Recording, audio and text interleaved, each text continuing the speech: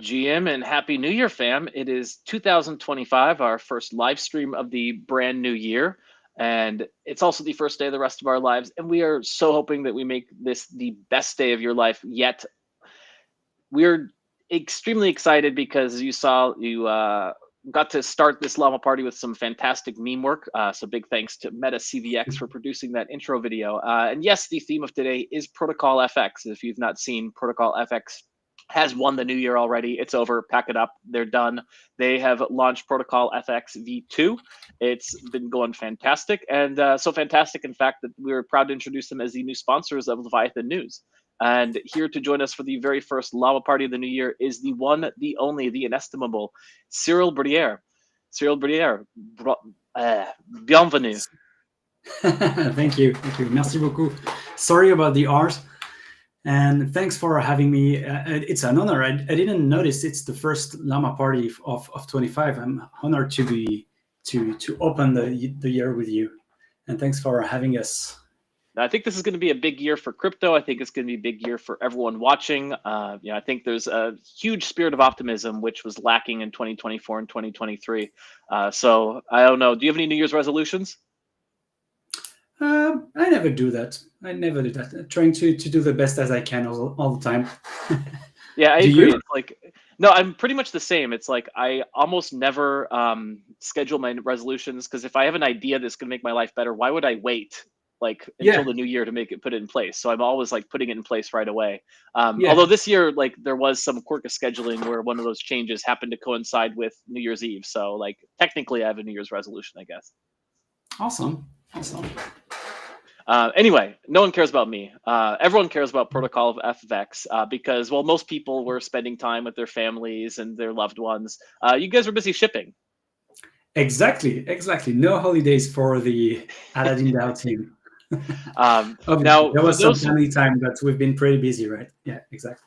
Yeah, well, your families, I'm sure, are going to appreciate the fruits of your labor because, of course, in the past few days, you've been rolling out Protocol FX V2.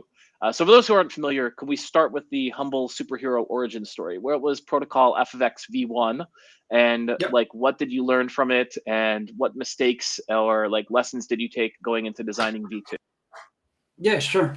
So yeah, FX Protocol V1 was released in 2023 in response of the USDC depeg. Because at that time, Paladin DAO, who was already around for a couple of years after shipping Concentrator and Clever, was kind of exposed as a DAO to USDC because there was no other reliable option. USDC was considered the most reliable stablecoin, despite being centralized, right? But it depegged to 0.84 or 86, I believe, because of the Silicon Valley Bank collapse. And the Paladin DAO decided that we should find a solution. And at that time, the decentralized solutions weren't scalable enough, and you couldn't rely on their pegs. So this is how the V1 went to life. So I believe the white paper was released in April and the protocol went live in August or something like that. And the way V1 works is pretty simple. It can simply use any yield-bearing asset, such as Lidostake ETH, which is probably the best example, and split it into different assets. The first one is a zero volatility asset. That's a stable coin. And the second one is a high volatility asset. That's a leverage token. So the leverage token absorbs the volatility which isn't given to the stable part and gives you up to 4.3x leverage on ETH without funding cost and without liquidation risk, while the stablecoin will earn the yield of the whole reserve. So on one hand, you get enhanced yield on a stablecoin, and on the other hand, you get enhanced volatility, but without yield, basically. So that's V1. And it's been running since August 23, pretty smoothly. And we onboarded a couple of different collaterals and created different stable coins, stable strategies, and leverage tokens. But the caveat, I believe, is that the word caveat? Like the caveat, yeah. Caveat, yeah. On V1. Leverage tokens is that the leverage level is variable. It can fluctuate between 1x and 4.3x on ETH leverage tokens, and you cannot decide on your leverage level. The market decides. It depends on the demand on the leverage side and the demand on the stable side. So we've observed that it kind of settled around 1.6, 1.8, something like that. But you cannot decide on your leverage level. So leverage tokens, V1 leverage tokens, are a very nice tool for mid to long-term investment, but it's not the best asset for trading or short-term trading and stuff like that. And we decided to fix that with V2.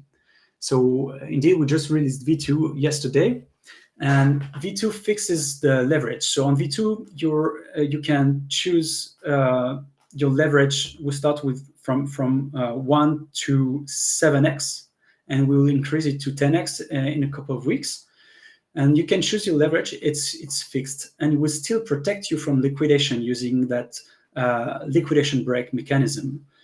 And you also still don't pay any funding costs. So I'd say the alternative is to use a perp, and on the perp to get 2x leverage on ETH, you would pay something like 40 or 50% APR in funding, and you can get liquidated and lose your collateral.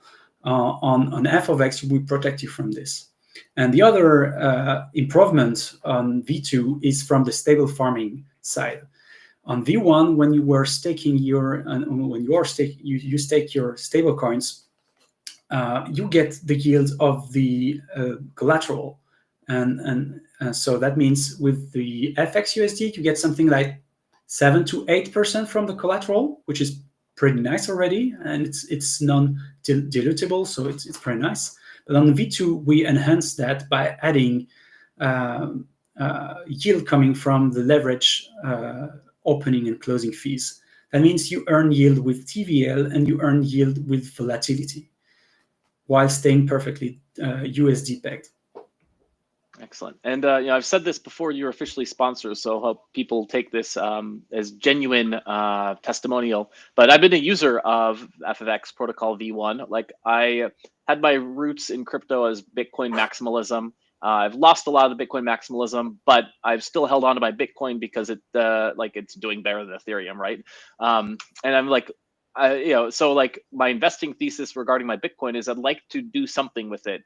And because I'm like super long, like decades long time horizon on it, I like really liked the FFX V1 leverage Bitcoin product, because I don't know exactly how much leverage it give me, but it like give me 2x, 3x, 4x, probably it was around 2x. But what was really nice is I didn't need to watch it, right?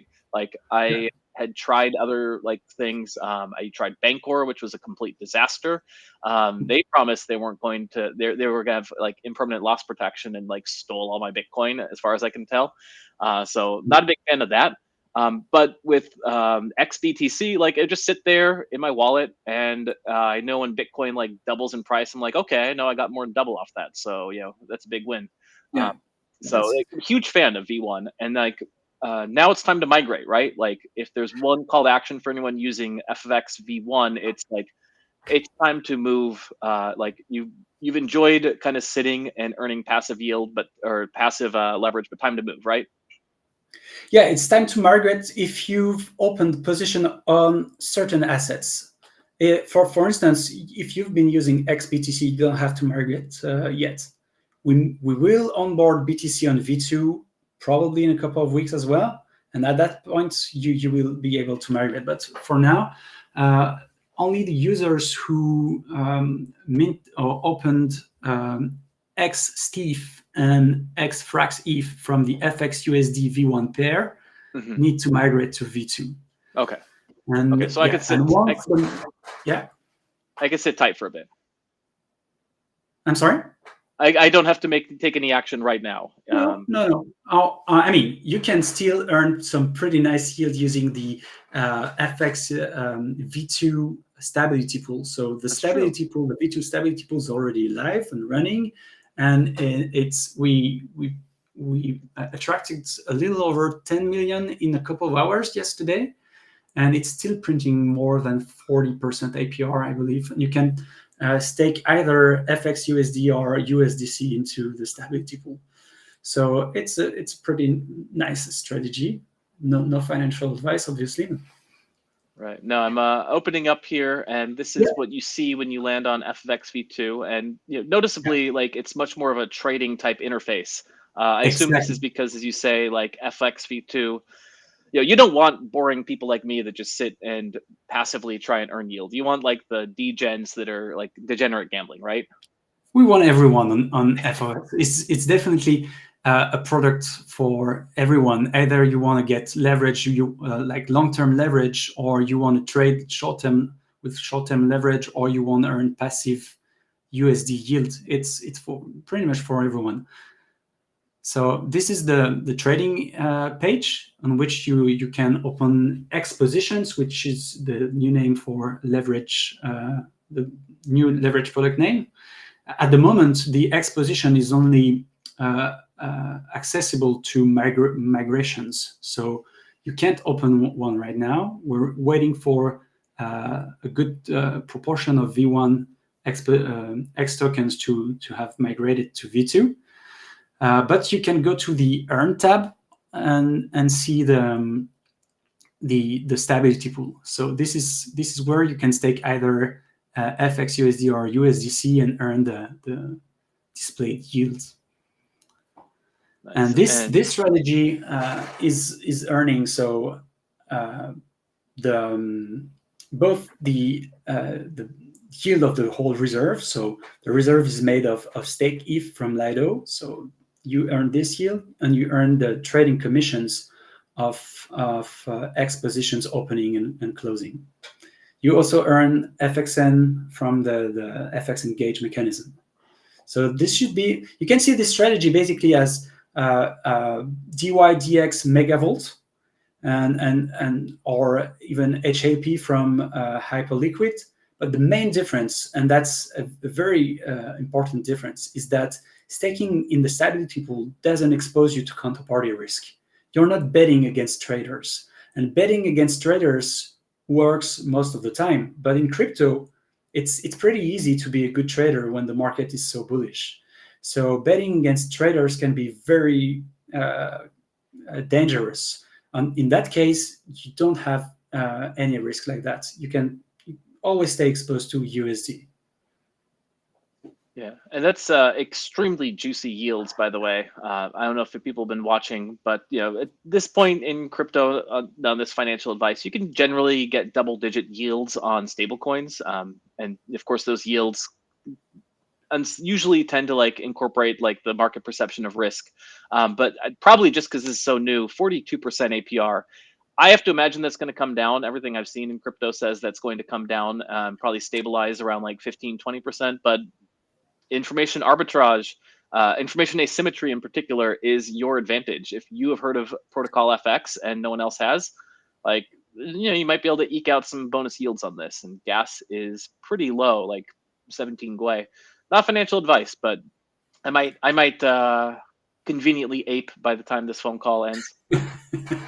Yeah, I totally agree with you. How do you, as information asymmetry? I didn't know that term, but I believe that's the way you earn decent yield in DeFi. It's about finding like kind of risk reward anomalies in the market, some non-risky strategies that everyone thinks it's risky, and before the rest does. But yeah, it's the term I apply for being in the Discords, being in the Telegrams. Not everyone can take the time to like study these things. So if you study it and you think, okay, these guys are legit, Aladdin DAO has like amazing track record. They're not going to rug me. You can do that risk reward calculus on your own. Not financial advice. One piece of advice we do have is if you are going to do this, enter the referral code Leviathan in. You can see it on the screen here. That is capital L, capital N for Leviathan. The Protocol FX team has been kind enough to hook us up with this. Do they get any goodies if they use this code? Yeah, they get extra APR, and you guys get APR as well. So see, information asymmetry. Yeah, there's basically no point of using the protocol without a referral code. It's just extra yield.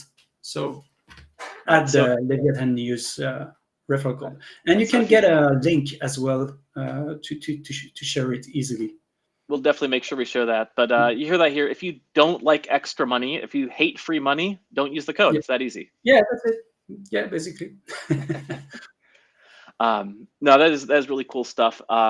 So let's talk a bit about like the stablecoin side of it, because like I'm boring, right? Like I like stablecoins, and like stablecoin is huge business. Probably one of the biggest possible narratives going into 2025 is stablecoins, and we're seeing a lot of centralized stablecoins, and then there's a lot of talk about like, well, how do we like get more juice into decentralized stablecoins? And when Protocol FX went and did Protocol FX v2, you were like taking the stablecoin trilemma very seriously. And like I've always said, that's not a real trilemma. That is just a like self-imposed limitation. And you solved the stablecoin trilemma when coming out with Protocol FX v2, right? I think v1 already kind of created a new paradigm of the stablecoin trilemma. Because using v1, you can mint and redeem the stablecoin at Oracle price at all times. So the protocol is the primary liquidity source of the stablecoin. In v2, it's a little different, but we keep the same capital efficiency. That means the stablecoin is always 100% collateralized at all times, and the protocol over collateralization is handled by leverage holders. And it stays the same with v2. But the main difference is that on v2, you cannot mint the stablecoin alone. The stablecoin is minted as a byproduct of the leverage X positions. So that makes a little difference. That means that v2 kind of relies on secondary liquidity. And we're pretty lucky because we have very deep secondary liquidity on Curve and the means to sustain it. But so that's the main difference from v1 to v2. But the edge of f of x protocol is definitely the fact that the stablecoin is 100% collateralized, making it the most capital efficient decentralized stablecoin around. Right. So basically, as far as the stablecoin trilemma goes, you got the peg because it can be redeemed exactly at Oracle price. You've got the capital efficiency, and you're completely decentralized. So check. Exactly. FXUSD wins. All right, so let's walk through the process then. So the stablecoin gets minted. This user here, it's not my wallet. I wish I had 0.26 ETH. This user here is paying, let's say, $900, and they are going to like max leverage out because everyone wants to max leverage out. Of course, they can't do this because they're not migrating position. But then this would simultaneously with creating position would also mint the FX USD, right? Yeah, exactly. So when you choose, so once the migration will be over, you'll see all the simulations of your trade appearing here. But if let's say you want to get a 2x leverage on one ETH to make it easy. So to get that 2x leverage on one ETH, you need another ETH of exposure, right? And to get that ETH, since you don't have it, the protocol will just use a flash loan to borrow it and mint FX USD against it. So that ETH is going into the reserve as staked ETH, and it would produce yield for the stablecoin. And the protocol mints FX USD and sells it back to repay the flash loan in the same transaction, obviously. And this way, you don't have to pledge that extra collateral. The protocol will borrow it and mint FX USD to repay the debt. And this is how you can get liquidation-free leverage, basically. Right. And let's hone in on that point, because as I mentioned, I got burned. Curve has always been good to me. Protocol FX has always been good to me. But other protocols, they were trying to steal my Bitcoin, trying to steal my Ethereum.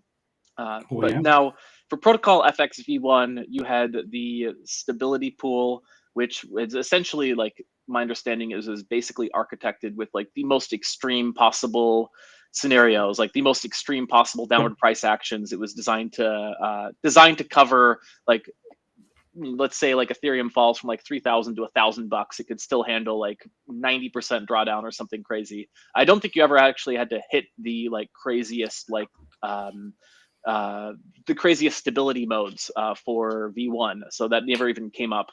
But like, let's talk through like some of the guardrails and safety nets that were put into place for V1 and then moved over to V2. Yeah, correct. So V1 stability pool was only triggered in very extreme scenarios, as you said. It only happened once, I believe, but it was on a slightly illiquid pair, and because of a massive X token redemption more than market conditions. So it happens once, and it worked perfectly well as expected. But V2 is a little different because now there's this liquidation break mechanism, and so we also call this rebalancing. So the stability pool may be used more often, but the main difference is that on V1, when you were staking into the stability pool, if a rebalancing operation occurred, you would end up buying the collateral. So you would end up buying the dip on ETH, for instance. So that means you stake stablecoins and you can get ETH exposure if the market kind of like crashes. In V2, we made it more convenient for stable farmers by ensuring them they will stay USD delta neutral at all times.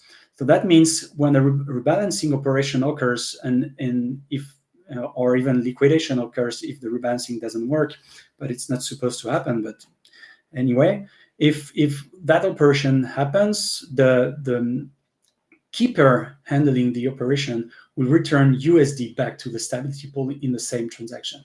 So that means as a stability pool staker, you will stay exposed to the dollar. And in V2, the stability pool has different goals. The first one, obviously, is to provide liquidity to handle rebalancing operations and eventually liquidation operations. But it also acts as a peg keeper for FX USD. So the peg, as you said, for a decentralized stablecoin, the peg is everything, and that's actually the reason why FX was created in the first place, because there was no decentralized stablecoin. You could rely on the peg, and so you can pledge either FX USD or USDC in the stability pool, and whenever FX USD is traded below 1, the stability pool will buy it and sell it back to USDC when it's traded above 1.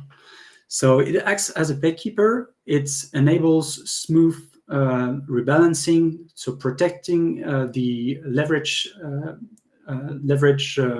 users from liquidations. And that's basically it. Nice. So how extreme are we talking about? Would the conditions have to be to start to kick in like any like emergency modes or things like that?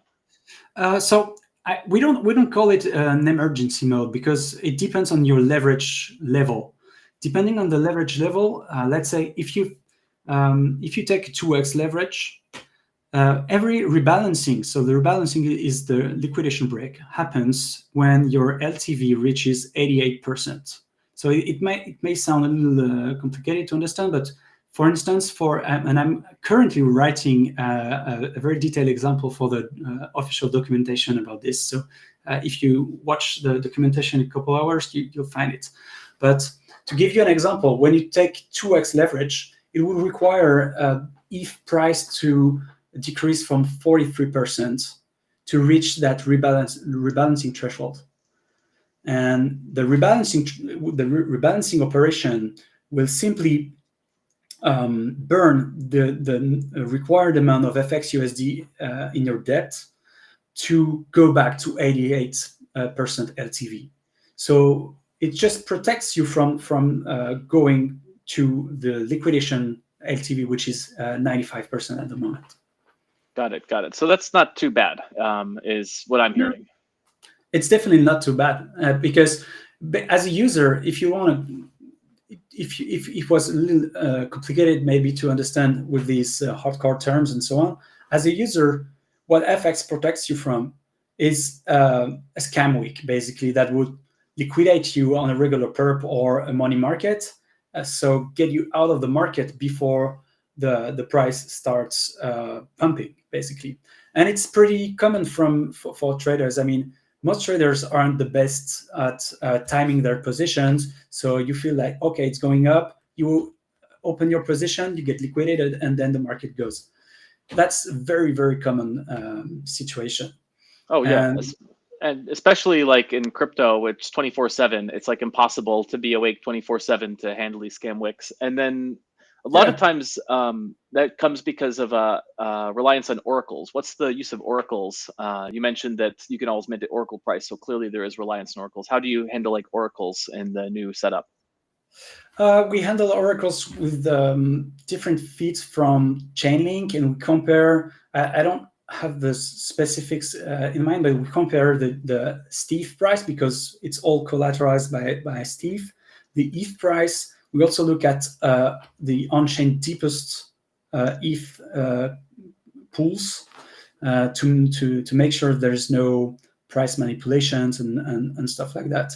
But you can definitely go to the documentation to find more details on that. All right, and we've got. Let's see, is this going to work? No, it's not going to work. Good stuff. Good stuff. So that makes sense. What you mentioned that the usage so far, there's about $10 million in this FX USD stability pool. So that means there's been about $10 million worth of activity. Is that correct? I think you said that at the beginning. Since yesterday. So that's only about V2. In V1, there's, I believe, 45 million at the moment. Mm-hmm. So that's a 55 overall, something like that. Right, which is very good. Very good. It is. But I believe the projects can grow way higher, because the main thing is that the stability pool will get real yield, right? So that's not dilutable yield.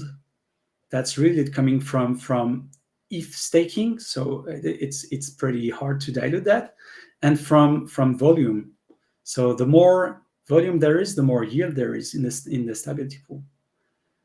Right. Yeah, it makes perfect sense to me that it's going to only get bigger over time. Yeah, and it can, because it's capital efficient and it's getting real yield. There's obviously emissions on top of it, but FXN is the revenue sharing token, so it should also grow with the activity of the protocol. Yeah. Now, of course, I'm a Curve maximalist myself, and I've already seen like there's a few touch points with the Curve ecosystem. Can you talk about what the touch points are between Protocol FX V2 and the Curve ecosystem? Yeah, sure. Paladin has always been close to the Curve ecosystem, because the two first protocols were basically built on top of Convex. On the F of X side, like the main FX USD pool is built on Curve, the FX USD USDC pool, and that pool is getting some crazy volume. I don't know, I haven't checked today, but yesterday, like 40% of the TVL was there was 40% of the TVL as volume yesterday. I haven't checked today, but it was pretty nice. So yeah, there's 10 million volume on 9 million. Yeah, that's wild. only the beginning. That's only the beginning, because every exposition opening and closing goes through that pool. Nice. That's FX USD swap for USDC or the opposite. So this is going to bring crazy volume to Curve, and we're also integrated into Convex as one of the 4 protocol integrated into Convex. So the V2 stability pool isn't yet integrated into Convex, but there's no gauge yet, so you can stake directly on F of X. But once the gauge mechanism goes live, you will be able to enjoy the Convex boost, going to Convex, fx.convex, something like that. Yeah. Now, it's a little bit tough to see on this screen share here, but just so people see what's highlighted, this pool is one of the newer Curve pool implementations, which is a StableSwap NG. This means that it's got the dynamic fees built into it. Dynamic fees are really cool because essentially it can charge a different fee depending on if the pool's in balance or out of balance, which effectively serves as a tax on arbitrageurs. If people are going to be making money off of arbitrage anyway, like it's like free money, so like the fee gets a little bit higher. And as a result, like you can get these situations in Curve where like the trading volume alone can actually be very, very juicy. and you can earn pretty good yields just doing it through that. Oh, hey, we got our producers got the FX protocol referral code there, so take a look at that. Let's get some of the comments if possible to try it out and make sure it works. So yeah, basically, like the point of that is like I really like looking for those StableSwap NG pools because it's great ways to earn yield on stablecoin. And in this case, where you can understand the dynamics of what's going on, like as Cyril explained, there's going to be trading going through these pools. It means that there's going to be a lot of volume, like you're seeing, and essentially it's a way of like using your stablecoins to bet on the future success of Protocol FX v2. We've got a question coming in from our good buddy Arrow, who is asking, why is it that V2 perps are not fully live until 80% of V1 people migrate over? Could you go through the thought process of that a little bit more? Yeah, I don't recall exactly the reason, but basically we need to make sure the most people migrated first so we can enable more exposition mintings. Basically, that's the main purpose. I don't really recall the exact reason, because there was a decision process yesterday, and we've done tons of stuff yesterday, and my head is still a little full. But yeah, that's basically it. Yeah, it makes sense. It makes sense. It's part of a big rollout, so it's going to be the month, the year of Protocol FX. You don't want to like. Yeah, definitely. And we want most of the assets from the FXUSD V1 pair to be migrated, because we don't want the V2 to have any impact to the remaining V1 users. So it's better to have most of it migrated before growing more the V2 instance. Right. So Arrow provides a great example there. This is a live Llama Party, which means we are streaming on X and on YouTube to, at the moment, almost 1,000 viewers, which is amazing. Wow.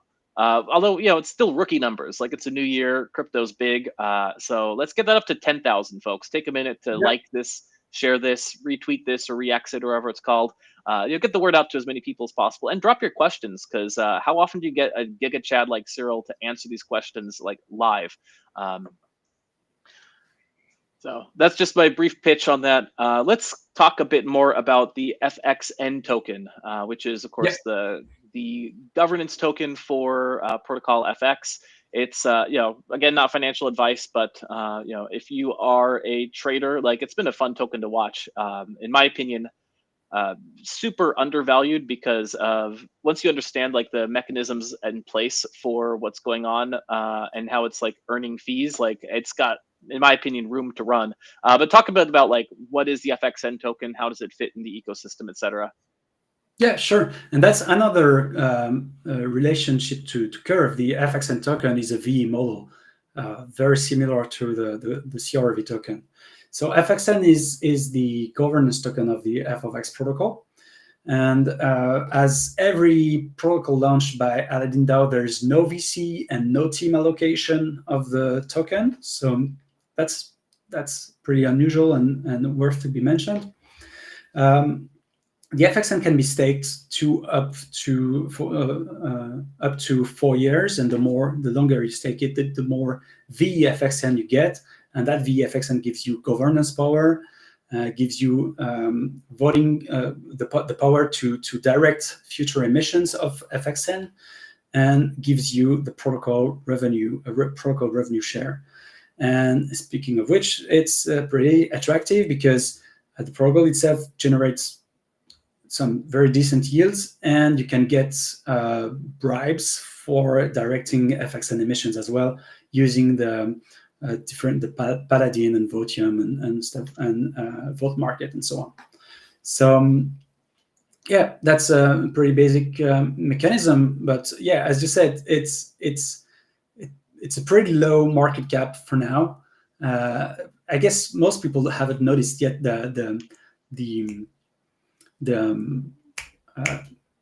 I'm looking for the word, but how big it can grow. I mean, for now, the yield is already pretty nice, but V2 triggers something new. VFXN will capture perp commissions, and that's huge. That's just massive. each time someone opens a trade, 0.1, there's 0.1% of fees on his position. 70% of that goes to the stability pool. 30% of that goes to VFXN. That means the more volume there is, the more yield there is for VFXN. Yeah, let's go ahead. And crypto is a pretty volatile market, right?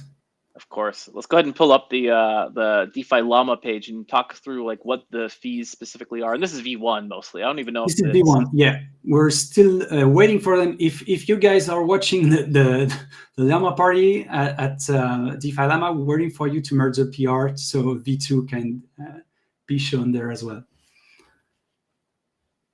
Yeah, but so yeah, V1 was already very good on fees. So annualized, you were talking about $44 million in TVL, and that was generating about $3.8 million in annualized fees, 2.8 million in revenue, which meant that like each month, pulling in about $250,000 in revenue. Like I am not pulling in $250,000 in revenue myself, so I am envious. Aren't you? And I think it's without the bribes. Right, so right. It's bringing even more with the bribes. The market cap is about something like 7 or 8 million. So that's something around 50% APR, basically. Yeah. Are there some good sites that do show things like that? I know that there's been some fan sites created here and there that show the opportunities for like different wrappers, for example. Is there a good one of those you could point me to? We can bring up on screen here. I'm not sure I got your point. Oh, no worries, no worries. I was wondering, like, if there was any sites that I could bring up that would show, bribe opportunities. Let me see if I can find some while we're talking. Yeah, I think you can go to Votium or Paladin and stuff. Yeah, let's pull up Vodium. That's a good idea. While we're doing that, could you talk a bit about Convex? Because obviously Convex has been, looking at protocols that have VE tokenomics and trying to decide which ones they think of opportunity. Protocol FX was a huge one that they were looking at, and it's at the moment it's Curve, Frax, the defunct Prisma, and Protocol FX, which have gotten Convex's attention. So, like, what do you see as Convex's role as in their Berkshire Hathaway of DeFi sort of status and their relationship with Protocol FX 1 and 2? Yeah, from a user perspective, it simply offers the opportunity to either get boosted yields on your stables, or as FXN holders to get the FXN yield using their liquid, liquid wrapper, or liquid wrapper of VFXN. So you can use CVX FXN, which is liquid. You can trade it for FXN using secondary liquidity, and they will max lock FXN for you and give you the yield, basically. So that's a good opportunity to get the FXN yield without having to lock yourself. But make sure you look at the peg and liquidity, because it can be like tricky sometimes. Right. It's not intended as a hard peg, is my understanding. It's like a one-way peg for sure. You can always mint one direction, one to one, but the other direction, depending on like the market conditions, sometimes the peg is going to fluctuate. So you might be like, yeah, I'm ready to sell out, and the peg's at 60%. And you have to wait for it to catch up. And that's it. It's exactly like with CVX CRV, basically. Right. Because remember that CVX FXN and CVX CRV don't have voting power. The voting power is directed to CVX, so it inherently has less value, right, than the underlying. So it shouldn't be traded at perfect peg.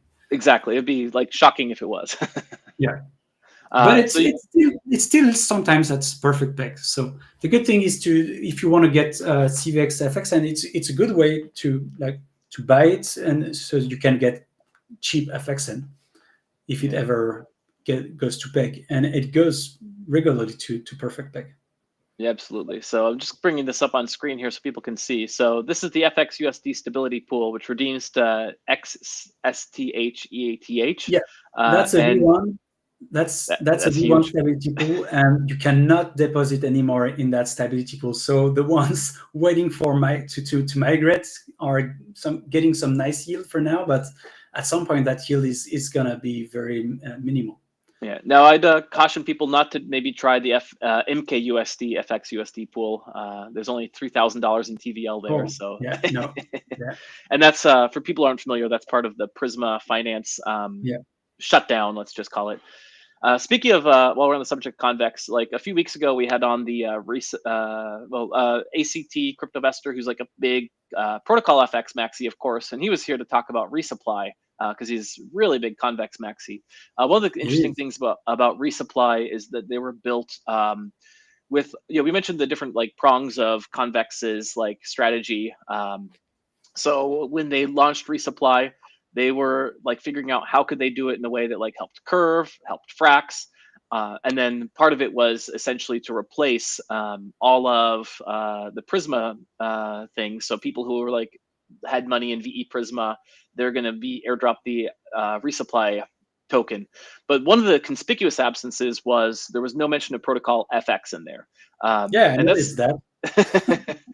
and I know the Convex team are smart. Like I know that they're way smarter than me because I remember I was messaging them my suggestions for what they should do about Prisma, and they were like way left curve compared to what they came up with. So I know they're Mm. smarter than me, and I know they didn't just forget about like the crown, one of the jewels of their Thanos glove. So do you expect that there, or have you had any conversations that there might be like maybe down the line they're just like waiting for Protocol FX to launch V2, and then they might start integrating FX USD into the resupply like plan? Yeah, I hope so, and but I believe to be that they need the assets to be enabled on Llama Land first to be used into resupply, if I understood correctly. And V2, the good thing with V2 is that it's going to bring a very nice collateral for money markets, Hmm. because the stability pool, which you shown a little earlier, is going to be tokenized by Concentrator, which is the first protocol ever built by Paladin DAO. And this is going to be a yield-bearing, a very attractive yield-bearing stablecoin called FX Save. And this is going to be the perfect collateral to loop with.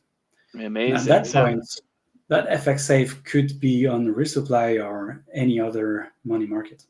Excellent. So you're going to be joining essentially the what I think is possibly going to be one of the best narratives of yield-bearing stablecoins. Like I think that 2025, the time is really right for kind of redirecting certain amounts of profits and revenues. So it's not like an anchor situation towards stablecoins. Like, and we've really started to see this emerge. S Dollar with from Inverse Finance, S Curve USD from Curve, of course, and Athena was the one that kind of kicked off the whole trend. And it just makes sense. Like there had been attempts at like inflation resistant stablecoins, which for some reason didn't quite take off. But when it's yield-bearing stablecoins, like somehow, like the fact that it's not strictly pegged to inflation seems to just trigger something animalistic in people. Yeah, I mean, that's just a very comfortable set and forget strategy as well. So for people who just want to get savings account or something like that, that's awesome. But for more degens, that's the best collateral to loop and get even more yield. And with a Absolutely. tool like resupply, looping may be kind of insane. Yeah. So a quick check on those numbers. We're not at 10,000 viewers just yet. What's funny is like everyone likes to watch live on X, where you got nearly 1,000 folks between the different channels because it's streaming on Leviathan as well as Protocol FX's channel. YouTube has only got like 7 people, but there's a pretty interesting conversation that's taking place on there. Where there's some questions from a constitutional corner asking about fees on migration from Oh V1 yeah, to V2. And yeah, Arrow, so this is where it's like there's only 7 people, but they got a nice chat going. Arrow replies that it's free for this week. So exactly. That's a great question to ask. So yeah, if you've got a position on V1, you have like 6 more days to migrate for free. So your redemption fees of V1 are absolutely free. So V1 X token redemption fees were 1.5%. So you may want to consider this. absolutely. And then I did get up the Vodium tab here. So you can see on Vodium, the snapshot is ending, and it looks like about 3 days. And you can see there's a couple of rewards that have been deposited already for the FXUSD incentives. There's one for the FXUSD WSTETH. I have trouble like pronouncing that right. Stability pool, the RUSD WETH stability pool, which is paying out in FXN, and the Tsunami ZunUSD FXUSD. Yeah, and there's probably going to be more. I know most of these are posted in the very lately, and I believe every 2 weeks there's something like 90,000 to $1,000 of incentives posted for VFXN or CVX, or so. Yeah, it adds a pretty nice layer of yield on top of VFXN. Absolutely. So back of the envelope numbers, like what sort of percent, assuming you're maxing out, yield would you get atop of your staked VEFXN, give or take, right? Napkin math. Of course, things change. You mean for bribes only, or right? Yeah, just the, and I don't think everyone is very comfortable with the term bribes. Maybe that's more common in France, but we don't like. I don't know, but let's call incentives. We'll say incentives. Yeah, let's say incentives. Okay. I don't have no idea. I have no clue of what the incentives give on top of VFXN. I haven't made the. I just collect my yield. You're too busy to count that. Okay, I'm got Llama Air Force up here. Let's see if we can.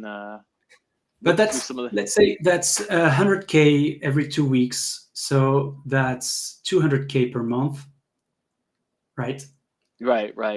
So yeah, looking on Llama Air Force has the Vodium history, and all-time revenue almost 900K. So closing on $1 million in terms of incentives that have come through on Vodium FFX protocol. And by the way, if you are a protocol looking to like maximize your emission spend, like $3.23 per dollar spent on incentives is wild. Like that is as close as you can get to free money right there. Not financial advice. We don't do that, but holy crap. Yeah. And there's lots of emissions posted on Paladin as well. So there's Vodium, but also Paladin is often used. But let's say there's something like 2 million a year on an 8 million market cap token. Yeah, that's 20% APR. Yeah, let me go ahead and pull up Paladin while we're talking about it, because they're doing some good stuff as well. Although they are, definitely. Shoot, they don't have any quests this week, so it's not. All right, might not be able to get Paladin, but just a shout out if you're watching Feig or anyone from Paladin. Got nothing but respect for everything that you're building over there. Fellow Frenchman, right? Yeah, there's a French in every good project. All right, good stuff. I want to be super respectful of your time because it's like almost 8 here, 5 p.m. in France. I know one thing about France is like you generally don't work evenings, although it's probably different in DeFi. I'm curious to hear your thoughts on like outside of Protocol FX. Like, what are you just looking out for in crypto in 2025 in general? Like, what are some of the narratives you're following? What are some of the trends you see?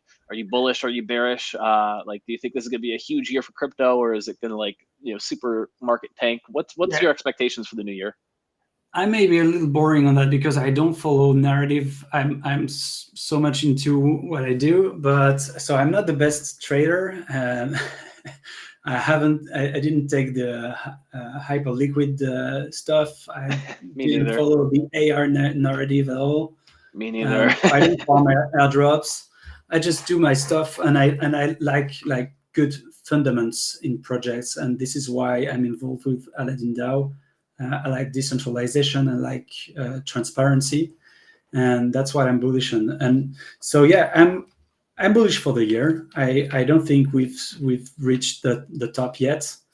So I'm mostly bullish. I've kept my ETH exposure. I hope it's going to pay someday. And I like when I started DeFi, I wasn't comfortable with volatility, but I was still doing crypto, that kind of crazy stuff.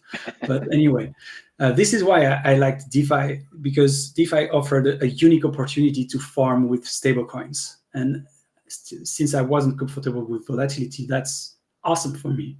But now I started getting more and more exposed and feeling comfortable with the market exposure. But getting yield on directional tokens is also an area I like, because a dollar you earn now is a dollar in your pocket, and so I'm bullish on yield, like revenue sharing tokens as well. Yeah, I definitely feel where you're coming from on all that. Like I keep believing that fundamentals matter. And like I think you and I might be like the extreme minority of the space, because obviously like Yeah, there's been the meme coin narrative, and I yeah, didn't doesn't follow make any that. sense. Doesn't make any sense to me, which is like the exact opposite. Yeah, But I keep like, no matter how much money I end up like losing on these investments, I keep like just like looking at amazing protocols like Protocol FX, like Curve, and saying like, there's something here, and I don't know how many like boom bust cycles it's going to take. But like if you have real revenue and a real team and real product and like real users, like over time, like you're going to wash out, and like maybe a rising tide is going to lift the boat. I don't know. yeah, and the other project will probably eventually crash, but the one working and generating revenue will yeah, stay around. Yeah. And the So good like, thing with the yield bearing token as well is that that f of x protocol v1 can use any yield bearing asset and lets any user enjoy its yield without facing its market exposure. yeah, actually, that's an interesting question. Like as far as Protocol FX V2 goes, like it's very easy to like do sort of anything, right? Like as far as like tokens that could be used. So do you have like plans to expand to like with the V1? It was like very much like a lot of what you expect. There was a CVX leverage token. Yeah, There was that one that I wouldn't necessarily expect, but like that one's really cool. And I actually yeah, know a lot of people that use it specifically because of it. There's Bitcoin and Ethereum. Do you have plans for like a lot of additional assets for V2 in the pipeline? Any you can yeah. That's share? a great question. Thanks. Yeah, V2 is will focus on tier one assets. That Hmm. means ETH, BTC, and then we'll see, Hmm. because we want every leverage positioned expositions to be every collateral to be backing one stablecoin, which is FXUSD, and we want FXUSD to be the decentralized stablecoin. So for that, we need perfect, like very reliable collaterals. Hmm. But V1, the way I see it is V2 enables fixed leverage on tier one assets and building the most decentralized and capital efficient stablecoin around. While V1 can still uh, live and enabling like more long tail assets, FXization, something like that, because you can use any yield bearing asset and farm its yield without facing market exposure, while you let people bullish on the market getting leverage on it without getting the yield. So you can take any yield bearing asset to build that. So the way I see it is V2 keeps onboarding like tier one assets, while V1 could onboard long tail assets and create very attractive stable yield opportunities and leverage tokens. And so yeah, in the roadmap, it will be onboarding BTC to enable fixed leverage on BTC. And then we're talking about deploying on an L2 pretty soon as well, Oh, because it's been which asked for by many people for a long time now. But we want to build the most resilient stablecoin around, so it needs to be built on mainnet first, and we wanted to ship V2 before going to any L2. Now V2 is live almost completely, so next step is L2. can you leak what L2 that might be? We're talking about Base. Nice, There might nice. be Makes sense. others at some point, but we're talking about Base as. Nice. Now, what about Curve as a possible asset? Like just this past week, we saw that Curve might actually be used as a collateral asset for a Swiss franc stablecoin, which is kind of cool. So Oh yeah. might Curve be good enough to be considered? Because I think there might be a few people in the audience that be interested in the leverage Curve. We haven't discussed Curve yet. All right. No? So I don't wanna comment on anything. You know, we haven't We're discussed it. discussing now. Then this discussion begins. For now, yeah, we only mentioned BTC to start with because we Makes sense. really need the collateral to be perfectly liquid. And I'm just speaking on my own here and not reflecting any of the rest of the team's thoughts. But Curve has proven to have liquidity issues at some point. Yeah, So yeah, I'm familiar. Very yeah, interesting. I don't know. We haven't discussed this yet. Got it. Got it. Now I'm perusing some private chats, and I saw an interesting question about what kind of computer chair are you using? Because it looks like you got a very nice and very comfortable chair. Oh, I don't know. It's some Amazon stuff. I don't recall. I could find the link if You were needed. tagged in it, so I'm sure you'll see it when you're offline. But I agree. It's very comfortable, and there's a net so you don't sweat too much during summer. I recommend it. It's a good That's one. important. Yeah, my travels to France. There's not a lot of air conditioners there, are there? It doesn't usually I get live hot in south enough. of France. It used to be not so common, but it's getting more and more because south of France can be very warm. Here in I live in Toulouse, and so it's like the fifth or sixth city of France. Summer can go to 40 up to more than 40 degrees Celsius. I don't know Yeah, if Fahrenheit, but that's it, very it hot. That's like probably it is. 100, almost 110, I'd guess. That's bad.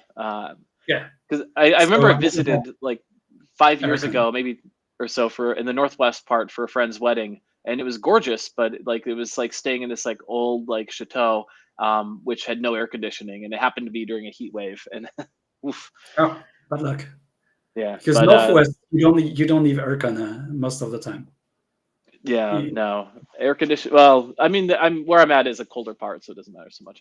All right, if we're talking about air conditioning in France, it's probably a good time to call it. Cyril, I really Probably. appreciate you taking the time to come with us. Where should people find you? Uh, on X, there's my handle here on the screen, but the best place to talk F of X is obviously the Aladdin DAO Discord. You can find the links on the F of X official X account, which is protocol_FX.